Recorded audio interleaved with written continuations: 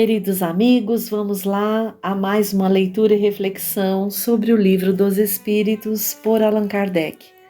Sempre rogando a Deus o amparo para que possamos compreender essas lições e agradecendo essa oportunidade. Estamos no livro 4, capítulo 2, Penas e Gozos Futuros. Item 1, o nada, a vida futura.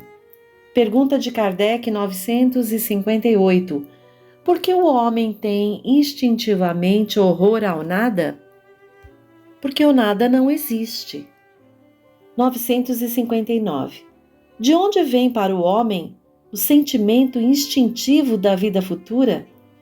Já o dissemos, antes da encarnação, o espírito conhece essas coisas e a alma guarda uma vaga lembrança do que sabe e do que viu no estado espiritual.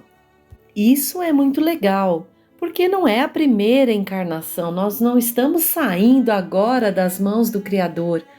Então já tivemos algumas experiências, desenvolvemos algo do nosso sexto sentido. Então, enquanto estamos no corpo físico, mesmo quando encarnamos nas primeiras vezes lá, nas tribos mais primitivas, tínhamos um sentimento de que há algo superior, que há algo depois da morte, e fazíamos ali, como até hoje se faz, os rituais, demonstrando essa crença de que há algo. Então isso é inato no ser humano, porque a nossa pátria é a espiritual.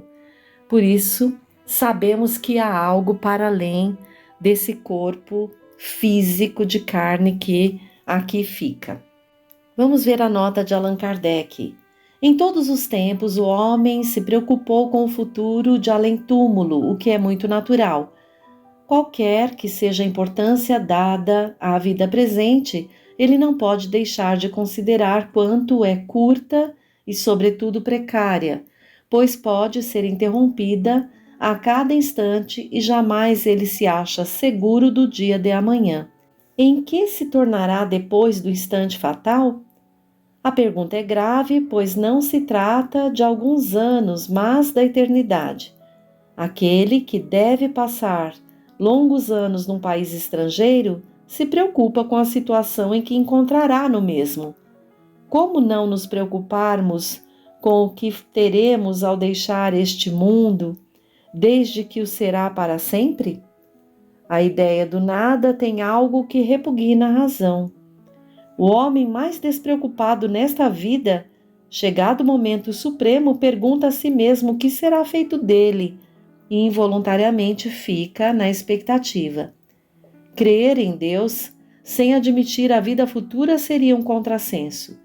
O sentimento de uma existência melhor está no foro íntimo de todos os homens e Deus não o pôs ali em vão.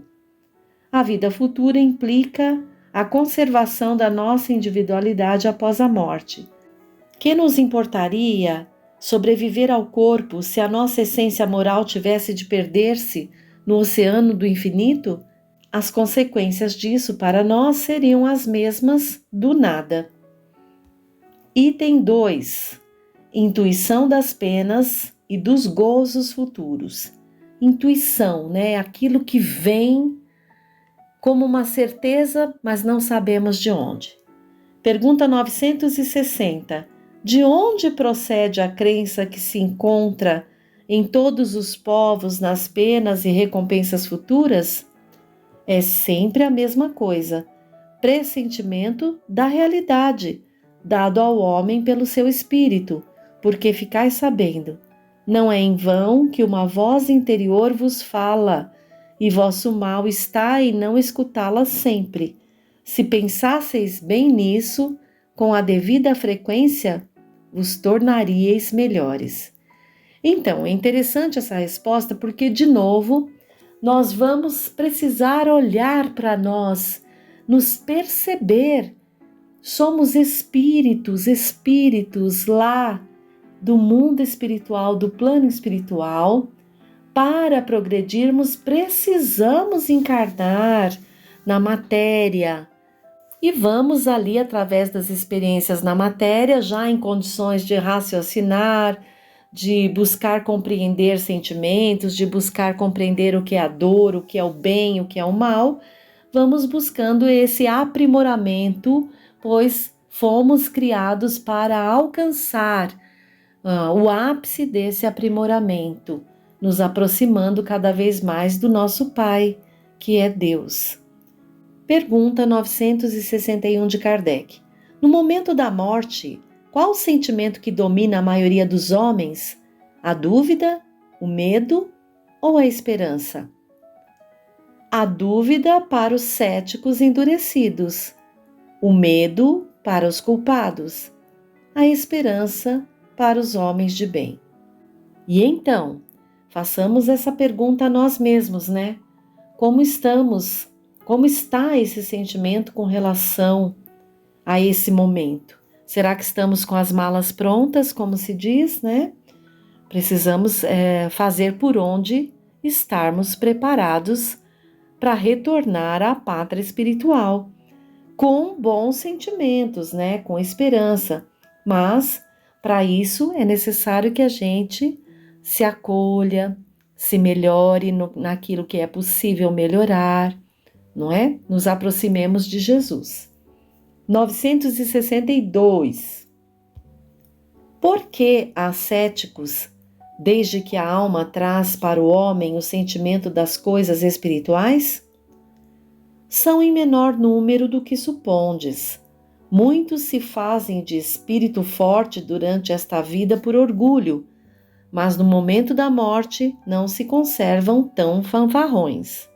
Nota de Allan Kardec.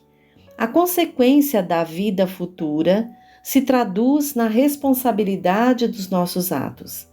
A razão e a justiça nos dizem que, na distribuição da felicidade a que todos os homens aspiram, os bons e os maus não poderiam ser confundidos. Deus não pode querer que uns gozem dos bens sem trabalho e outros só o alcancem com esforço e perseverança. A ideia que Deus nos dá de sua justiça e de sua bondade, pela sabedoria de suas leis, não nos permite crer que o justo e o mal estejam aos seus olhos no mesmo plano, nem duvidar de que não recebam algum dia uma recompensa e o outro é o castigo, pelo bem e pelo mal que tiverem feito. É por isso que o sentimento inato da justiça nos dá a intuição das penas e das recompensas futuras. Item 3. Intervenção de Deus nas penas e recompensas. 963. Deus se ocupa pessoalmente de cada homem?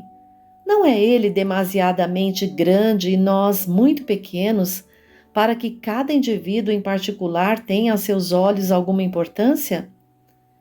Deus se ocupa de todos os seres que criou, por menores que sejam. Nada é demasiado pequeno para a sua bondade. É uma resposta simples, mas que demanda de nós uma avaliação mais profunda.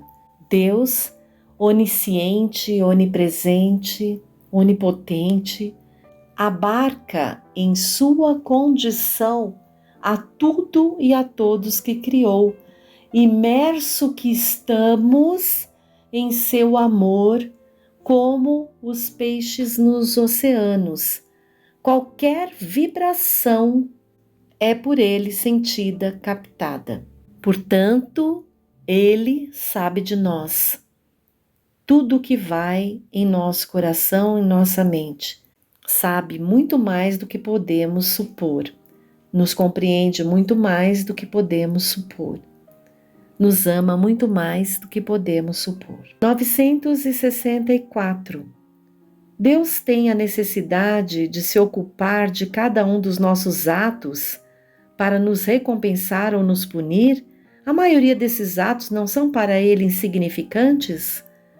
Deus tem as suas leis, que regulam todas as vossas ações. Se a violardes, a culpa é vossa. Sem dúvida, Quando o homem comete um excesso, Deus não estende um julgamento para ele, dizendo-lhe, por exemplo, tu és um glutão e eu vou te punir. Mas ele traçou um limite. As doenças e, por vezes, a morte são consequências dos excessos. Eis a punição. Ela resulta da infração da lei. Assim se passa em tudo. Nota de Allan Kardec. Todas as nossas ações são submetidas às leis de Deus. Não há nenhuma delas, por mais insignificante nos pareça, que não possa ser uma violação dessas leis. Se sofremos as consequências dessa violação, não nos devemos queixar senão de nós mesmos, que nos fazemos, assim, os artífices de nossa felicidade ou de nossa infelicidade futura. Essa verdade se torna sensível pelo seguinte apólogo, abre aspas, um pai dá ao seu filho a educação e a instrução, ou seja, os meios para saber conduzir-se. Cede-lhe um campo para cultivar e lhe diz, eis as regras a seguir e todos os instrumentos necessários para tornar fértil o campo e assegurar a tua existência. Dei-te a instrução para compreenderes esta regra. Se a seguires, o campo produzirá bastante e te proporcionará o repouso na velhice. Se não a seguires, nada produzirás e morrerás de fome. Dito isso, deixa-o agir à vontade. Fecha aspas. Não é verdade que o campo produzirá na razão dos cuidados que se dispensar à cultura e que toda negligência redundará em prejuízo da colheita? O filho será, portanto, na velhice, feliz ou infeliz, segundo tenha seguido ou negligenciado a regra traçada pelo pai. Deus é ainda mais previdente, porque nos adverte a cada instante se fazemos o bem ou o mal. Envia-nos espíritos que nos inspiram, mas não os escutamos. Há ainda outra diferença, e é que Deus dá ao homem um recurso, por meio das novas existências, para reparar os seus erros do passado, ao passo que o filho de que falamos não o terá, se empregar mal o seu tempo. Muito boa essa comparação para que a gente compreenda como que Deus nos coloca à disposição todos os recursos aos quais temos condições de utilizar para o nosso próprio bem. Mas cabe a nós fazermos essas escolhas e nos colocarmos ali para o trabalho, para o nosso próprio progresso. Item 4. Natureza das penas e gozos futuros. Pergunta 965. As penas e os gozos da alma após a morte têm alguma coisa de material? Não podem ser materiais desde que a alma não é da matéria, não é de matéria. O próprio bom senso o diz. Essas penas e esses gozos nada têm de carnal, e por isso mesmo são 1000 vezes mais vivos do que os da terra. O espírito, uma vez desprendido, é mais impressionável. A matéria não mais lhe enfraquece as sensações.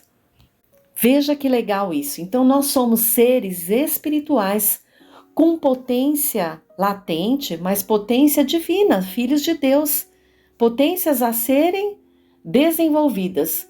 Tanto é que quando nós nos desprendemos da matéria, desse corpo de carne e ossos, nossas percepções se ampliam.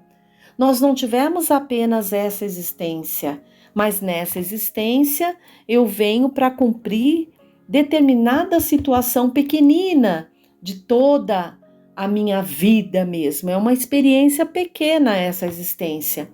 Então, se de repente eu tive a oportunidade de ter um conhecimento muito grande e nessa eu venho com poucas condições intelectuais, quando eu me desprendo do corpo, muitas vezes, dependendo da minha condição, eu vou recobrar. Então, minha consciência de mim mesma e de tudo se expande, se amplia. Então, é maravilhoso a gente compreender que seja apenas ou gozos, nada tem a ver com a matéria, que essa matéria, ela tira de nós as percepções que temos. Agora, se também criamos problemas para nós mesmos, ao nos desprender da matéria, vamos estar encarando esses problemas com a força que esses problemas vão ter. Por isso que muitas vezes no sono, e quando sonhamos, voltamos correndo para o corpo, porque ao nos desprendermos parcialmente, muitas vezes vislumbramos ali vínculos aos quais no corpo não conseguimos perceber, porque o corpo é muito grosseiro. Então, olhem bem, né? Possamos fazer bem esses raciocínios. 966. Por que o homem faz ideias tão grosseiras e absurdas das penas e dos gozos da vida futura? Inteligência ainda não suficientemente desenvolvida. A criança compreende da mesma maneira que o adulto? Aliás, isso depende também do que se lhe tem ensinado. É nesse ponto que há necessidade de uma reforma. Vossa linguagem é muito imperfeita para exprimir o que existe além do vosso alcance. Por isso, foi necessário fazer comparações, sendo essas imagens e figuras tomadas como a própria realidade. Mas à medida que o homem se esclarece, seu pensamento compreende as coisas que a sua linguagem não pode traduzir. 967. Em que consiste a felicidade dos bons espíritos? Em conhecer todas as coisas. Não ter ódio, nem ciúme, nem inveja, nem ambição, nem qualquer das paixões que fazem a infelicidade dos homens. O amor que os une é para eles a fonte de uma suprema felicidade. Não experimentam nem as necessidades, nem os sofrimentos, nem as angústias da vida material. São felizes com o bem que fazem. De resto, a felicidade dos espíritos é sempre proporcional à sua elevação. Somente os espíritos puros gozam, na verdade, da felicidade suprema, mas nem por isso os demais são infelizes. Entre os maus e os perfeitos, há uma infinidade de graus, nos quais os gozos são relativos ao estado moral. Os que são bastante adiantados compreendem a felicidade dos que avançaram mais do que eles, e a ela aspiram, mas isso é para eles motivo de emulação e não de inveja. Sabem que deles depende alcançá-la e trabalham com esse fito, mas com a calma da consciência pura. Sentem-se felizes de não ter de sofrer o que sofrem os maus. Vale a pena a gente se esforçar. 968. Contais a ausência das necessidades materiais entre as condições da felicidade para os espíritos. Mas a satisfação dessas mesmas necessidades não é para o homem uma fonte de gozos? Sim, de gozos animais. E quando não pode satisfazer essas necessidades, isso é uma tortura. Vejam que interessante o que a espiritualidade coloca. Satisfação das necessidades materiais para nós é uma tortura, né? Porque são dos gozos animais, a saciedade, né? Os prazeres e tal. 969. O que se deve entender quando se diz que os espíritos puros estão reunidos no seio de Deus e ocupados em lhe cantar louvores? É uma alegoria para dar ideia da compreensão que eles têm das perfeições de Deus, pois o veem e compreendem, mas, como tantas outras, não se deve tomá-la ao pé da letra. Tudo na natureza, desde o grão de areia, canta, ou seja, proclama o poder, a sabedoria e a bondade de Deus.